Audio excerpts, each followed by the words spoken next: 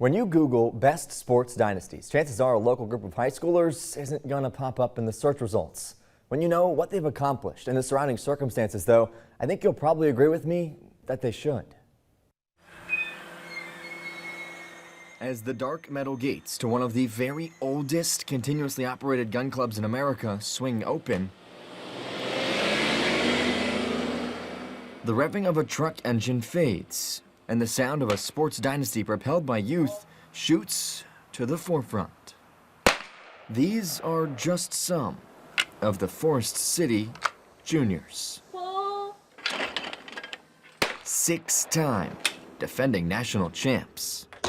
Starting in 2020 and every year since, they've gone to the Scholastic Clay Target Program National Championship and not just taken a picture with the trophy, but brought it home as the nation's best.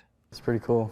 Yeah, a lot of people like to ask me about it. It's something pretty remarkable. The sport is incredibly specific, requiring an acute attention to detail and fierce focus.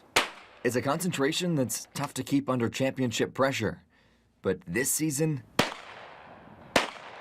these shooters were up against an adversary harder to overcome than their competitors.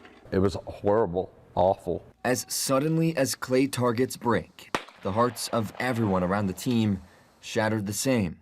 A parent, described as the juniors' biggest cheerleader, Scott Ritchie, died of a heart attack.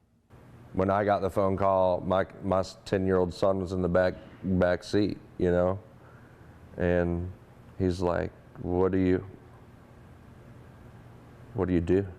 Through the impossible questions, they found answers together, both the parents and their teenage athletes. We're all there for each other. It's not just like a shooting club. It's just, like I said earlier, it's just like a big family. They used that unity to get through their grief, but brought it with them on the course too as inspiration. The team's motto, 6 for Scott. This year I felt like was different in the aspect of doing this for him and doing this for the people who can't show up. Unfortunately, the folks she's talking about there extend beyond Scott. Bailey Stokes just finished her last season on the team. She's heading off to college now, with hopes of continuing to shoot at the next level. Bailey, though, hasn't always been in the mood to smile and wave at the camera. My mom, 2 years ago, she was diagnosed with stage 4 breast cancer. She credits the team, her bigger family, with helping her through the tough times with her immediate one. I owe so much to them too because, I'm sorry, driving me to shoots, my mom would be sick and they would come and take me to Cedar Point. It's just it's special. Sorry.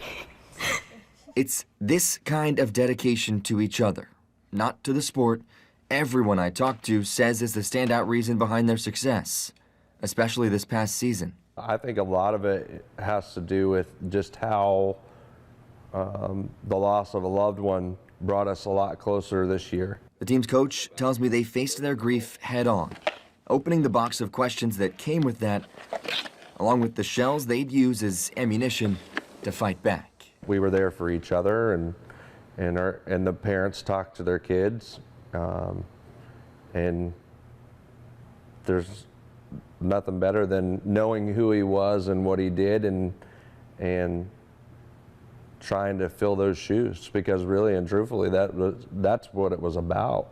In the process, the Forest City Juniors won their 6th straight national championship, picking up the pieces of what was broken beyond the field and displaying their dynastic dominance on it.